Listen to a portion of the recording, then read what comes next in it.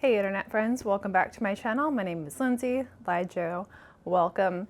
Today I have a video for you on a more logical approach to FE. Now, many of you know FE, extroverted feeling, is something we've talked about quite a bit on my channel because essentially it is what led me to discover typology. I realized I was not that great in this area, didn't know what it was at the time. Come to find out, it was FE.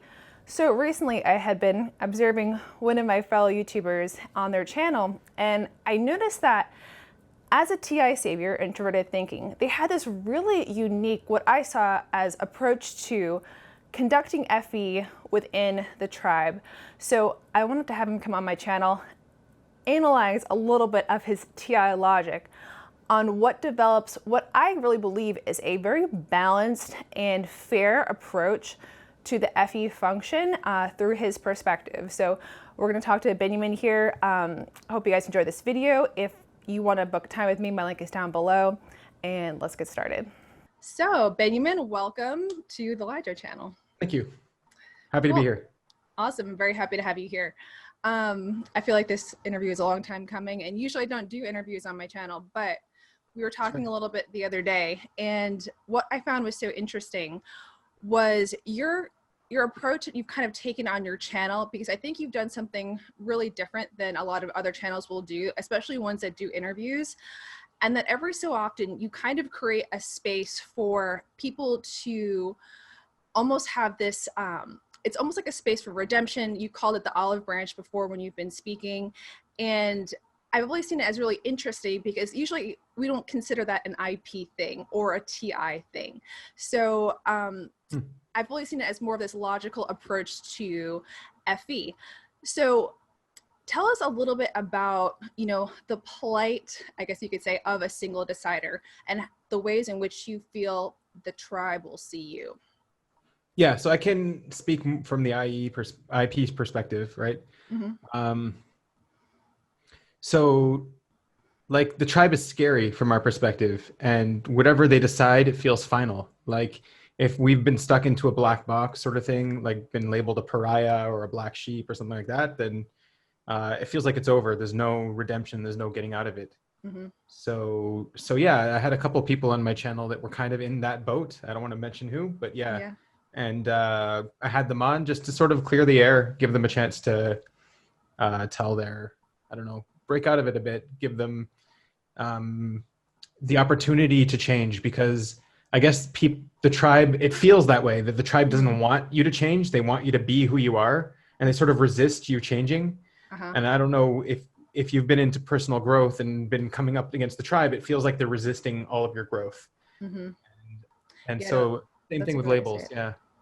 Yeah, that's really interesting. Have you seen yourself in positions similar to that where you felt as though you were growing out of a season in your life and someone had given you kind of an opportunity to like clear the slate? I can't say that I have, So but it's I can say that I wish somebody had. Yeah. Okay. Yeah, that's what I was thinking. Okay. Really interesting. Okay. So in your mind, why would someone almost like, I don't want to say deserve a second chance, but like, why would they deserve the slate to be cleaned on their behalf? Well, we all make mistakes, and the tribe can ostracize you and set you apart from them and make you go and do your time, right? But then once you've done your time and you're like, okay, I made a mistake and I want to come back, I want to rejoin the tribe, you need someone to reintroduce you. You can't just be like, hey tribe, I'm back. They'll just tell you to go away again. Yeah. So do you ever feel as though with yeah, sorry, I think it should be someone from the tribe that's bringing that's accepting you back, and then that way they have to challenge me if they don't think they should be back. And they're not challenging him. You know what I mean? Yeah, it's like a safe way to re-enter because yeah, like you're saying, the tribe member is facilitating the connection back in. That's right. Yeah. Okay. Yeah. No, that's really good. And now this is a little bit earlier than I was going to start jumping into it, but have you during this process connected this at all to your own FE and in your way of accessing FE in like a more appropriate logical way, I guess you could say? Yeah. So I think my initial access to FE has always been through TI. I've never gotten out of TI. I've always Mm-hmm. built up some kind of system to simulate FE or something like that Right. without realizing that's what I did. Yeah. Um, until I guess I just started saying, you got to let go of the TI. You've got to just go all in on FE, Mm-hmm. and then slowly be able to go back and forth between the two. It's like at first you need to completely let go of your savior and go right into your demon. Otherwise, you'll never actually be there. You'll never actually learn how to use it. Yeah. Gosh, that's good. Yeah, And you have masculine TI or that's feminine right. TI? Yeah, Masculine. Okay, masculine so TI. even harder on that behalf, I would think. So what does the feeling of relinquishing your TI essentially feel like when you're kind of separating from that and saying that you're going all in on FE? Yeah, it actually even feels like a self-betrayal. It feels like abandoning your responsibility, Hmm. because you feel responsible to your saviors. And so just keeping it aside is just, it feels like lying. It feels like Mm-hmm. it's not me. But at the same time, it is me. It's just another part of me that I'm trying to access. Is there any type of like fear associated with that, like what you're calling like betrayal, like of the self in a way? I think the fear comes more from being, in a deep end without a rope, without a life jacket. It's like I'm now in FE land. I don't know what this function Gotcha. is. I don't know how to use it, and I'm gonna fail. And it's obvious that I'm gonna fail the first few times. So Gotcha. Okay, no, that's where the that's, fear's from. Yeah. yeah. It's interesting how we all kind of have our own interpretation of fear. I've been seeing it more from the IJ perspective recently. Right. Um, okay, so yeah, so we talked about basically the TI way to FE, or at least the way I've been seeing it as a unique way from your what I've seen with you is giving the tribe or giving a person another chance with the tribe, giving a person another chance for the tribe to like them. And because in a way I was trying to connect it to my own TE and be like, okay, well, it would make sense for, a person to do something that would work for others.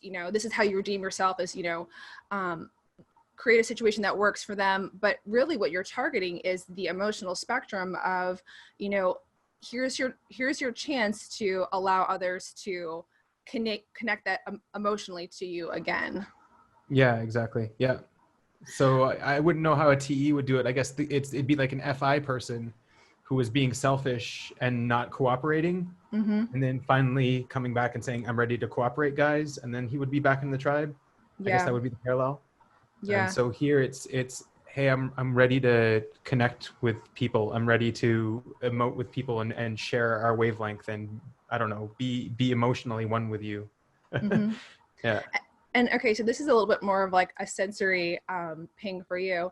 Is, do you feel as though there was an age for you or a point in your life where you were like, I'm going to more consciously separate from my TI in order to access this FE? Because what I've seen is that, people who are younger especially, and hot on their saviors with TI, it's like actually relinquishing the TI is such a far away thought.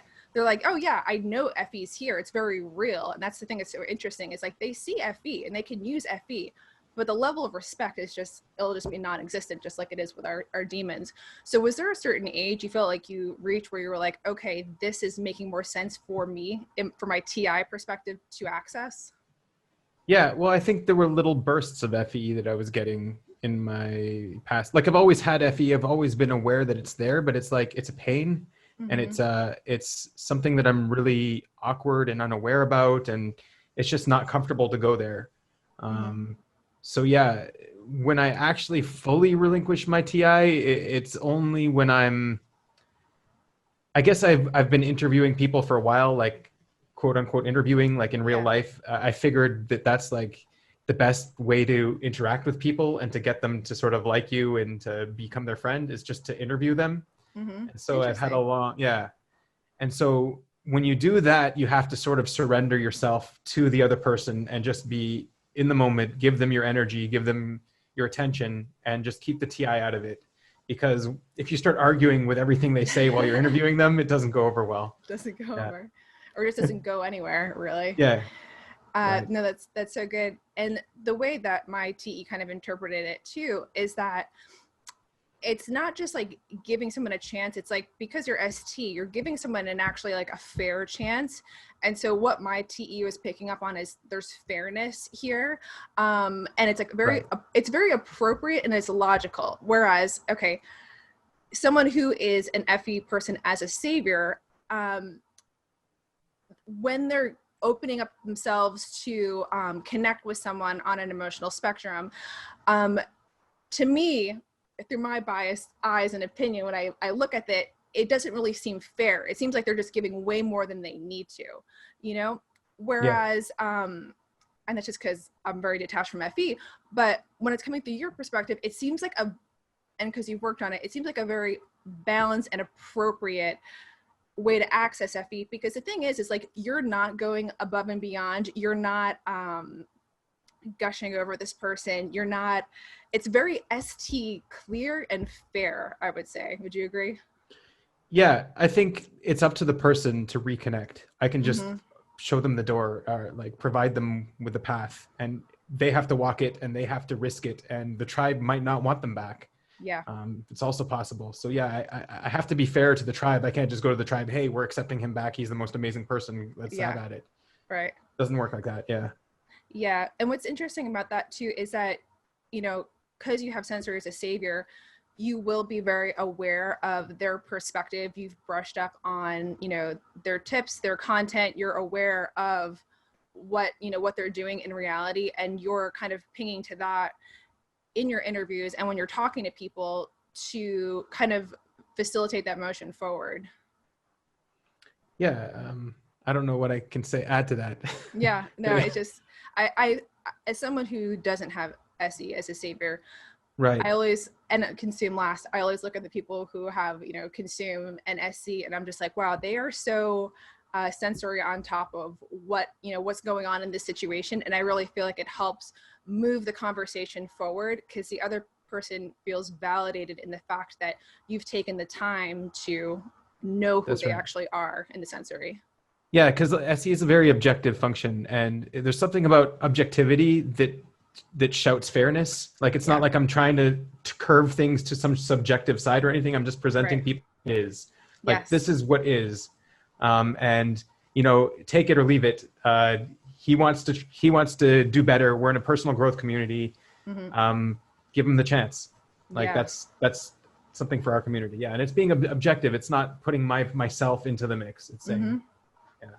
Yeah, it's interesting. It's almost what I'll see is if I were to, like, you know, when you don't have good vision and you look at something and you squint and you're like, oh, wow, it's all of a sudden it's in focus now. That's kind of how I feel like I'm seeing TE almost in a way between how you're using your TI and your SE to, like, it almost is blurring into this, what I see, I relate as TE, of that fairness, but it's really just how you're approaching the situation. It's really interesting.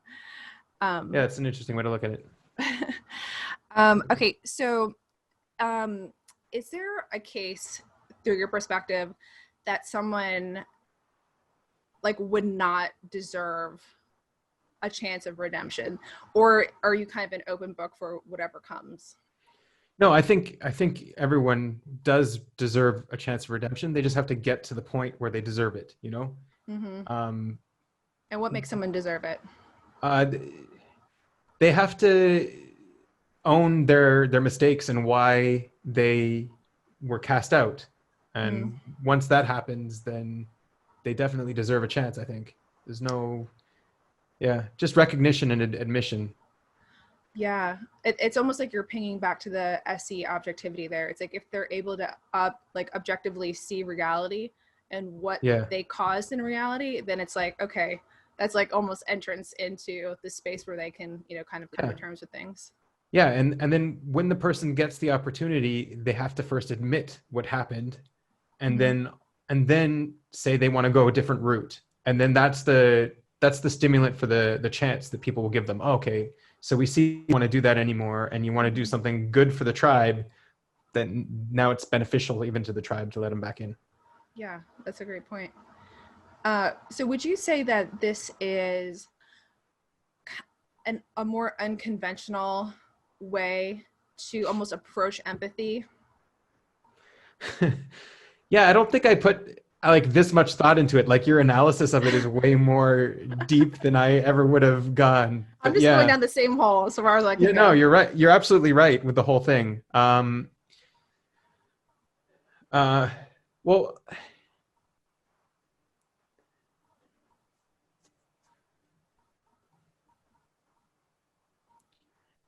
I don't think it's ultimately my job to empathize with the person either. Like Mm-hmm. I can't, it's part of the process, but I think in the end it's their job to empathize with the tribe, their job Mm-hmm. to make the tribe empathize back with them. Mm. And just, yeah, just what I was trying to do is just give them the opportunity to do that, Mm-hmm. basically. Yeah. Yeah, it's so when I first was kind of analyzing it, what I was seeing was in a way more empathy from an IP perspective than I would be capable of myself. Because in my perspective, it's like the tribe isn't an issue. It's like, they'll be fine at the end of the day. I'll be fine. It's not really a big deal. People are people.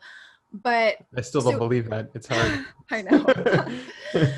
But so it's hard for me to get on that level, and not having FE either, the concept of empathy has always been hard for me to relate to. Hmm. So I their head saying, I know what it's like to not feel as though you have another chance. And then just creating this space for it. It doesn't appear on the outside as conventional empathy, but that's what I kind of see is it's almost like a TI way of getting Right. to empathy. Okay, so that's the thing. I think everyone can empathize better with someone who's more like them. Right. So, like, you would be able to empathize a lot better with another IJ going through an issue.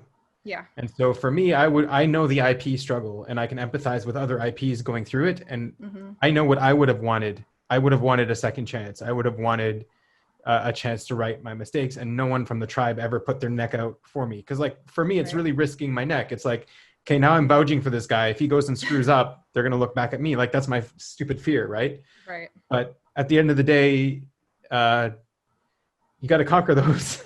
Yeah. So yeah, I put my neck out, and I hope it turned out okay. Yeah. No, I think you're doing a great job.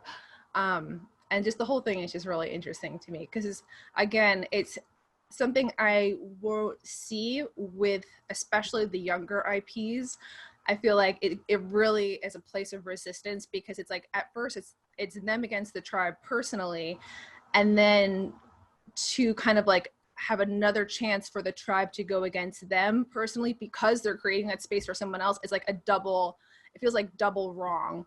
I Yeah. feel like from that TI perspective. So it's Right. just it's something I haven't seen very often, which is why it caught So my attention. yeah, so from a theoretical standpoint, it's all about balancing energy, the double deciding. Mm-hmm. And so if I invest a lot of energy in the tribe, then I can ask for energy back from the tribe, sort of thing. Mm-hmm. Whereas the IPs aren't investing any energy, and whenever they're like taking energy from the tribe, it's selfish, right? Mm-hmm.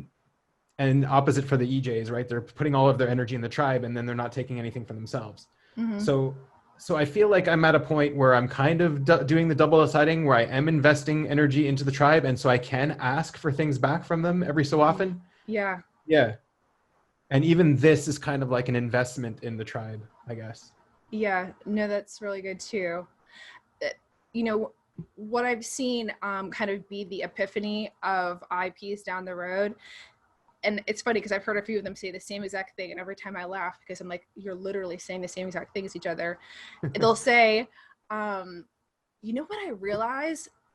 If you put yourself into the other person's shoes, you understand like why they're acting this way. Or if I put myself in their position and then I'm just like, oh my gosh, you're discovering double deciding. Like that's the epiphany that they're coming to when they're like, yeah, if I put myself in this other perspective and then I look back at what I'm doing and I look back and forth. And to me, seeing that from the outside, I was like, that's your discovery. Like that's your aha moment. Did you feel as though you kind of made that for yourself where you kind of started to flip to the other side to kind of simulate that double deciding?